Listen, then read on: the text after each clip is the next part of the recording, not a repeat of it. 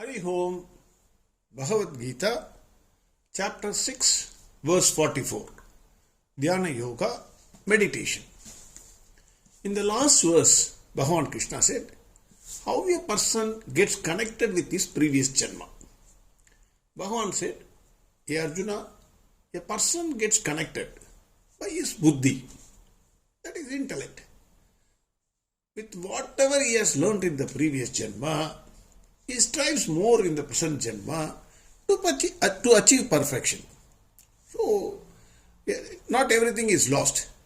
Your interest, whatever you showed interest, it will be stored in your intellect, and the same that will be given to you in the next janma. You can continue your interest.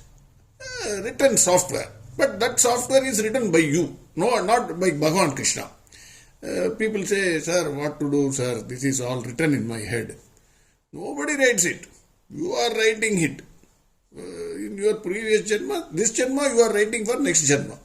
So write your software properly and correctly. Don't blame Krishna in your next janma saying that Bhagwan Krishna has written this on my head.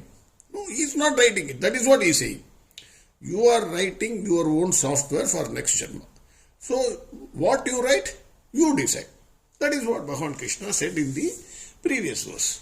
Now verse 44. Purvabhyasena tenaiva rihate yavashobhisagha jigyasurabiyogasya shabda brahmadi vartate. Bhagavan is continuing. Bhagavan says, because of the practice carried out in the previous janma, whoever is the person, involuntarily, forcefully, helplessly, in spite of being himself, he will be forced to continue the practice of yoga for perfection. We are talking about yoga, not other practices. So worldly practices, we will leave it. Bhagavan says, if you are practicing yoga in this janma, and because of some reason you are not able to attain perfection, you will be continuing this practice. Next janma, you will be born in any family. Suddenly a change will happen, and in that a circumstance will happen. An environment will come where you will be dragged or forced like a magnet attracting the needle, that you will be forced to practice the same yoga from where you left. Bhagavan says, even if a person is merely wants to do, slight interest, not a deep interest there, just this person is saying something, so I was hearing while I was going in the car. Small interest, very, very little interest even if you show, it will take you beyond the Sabda Brahma. Sabda Brahma Adivartate. That is beyond the Vedas. Bhagavan Krishna answers why a person behaves in a manner in spite of being himself. Already we have seen there is a logical continuity in what is happening in this world. You don't think, sir, there is no logic in this world. Everything is perfect, scientifically perfect. It has a logic behind this. Whatever happens to you, there is some logic behind it. Nothing happens to you suddenly for some reason. No. Bhagavan is not giving punishment to you. Whatever you are doing, whatever you are getting, there is some logic behind it. We are refusing to see that logic. It's a different matter. Today is a continuation of yesterday. Tomorrow is a continuation of today. Extend the same logic. Next birth is a continuation of this birth.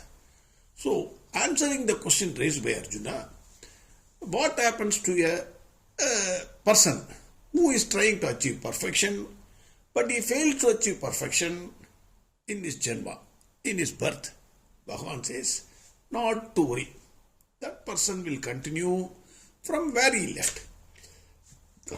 He will pick up the thread from the same place where he left and continue his journey towards perfection. Even assuming that the person has slightest interest in the practice of yoga, then he will be forced or dragged into the practice of yoga. This is what Bhagavan says. Avasha, the word avasha means without his control, helplessly, like an alcoholic. An alcoholic who wants to avoid drinking, let us say. Really he wants to avoid, no sir, from tomorrow onwards I will not drink alcohol. He will take a oath. But tomorrow when he goes out, he will see only the boards inviting him to drink alcohol. His friends will call him, or something will happen, you will see the board, or on the road you will see some people drinking. Everything, the circumstance or environment will force him to drink alcohol in spite of being himself. Because he has taken an oath not to drink alcohol.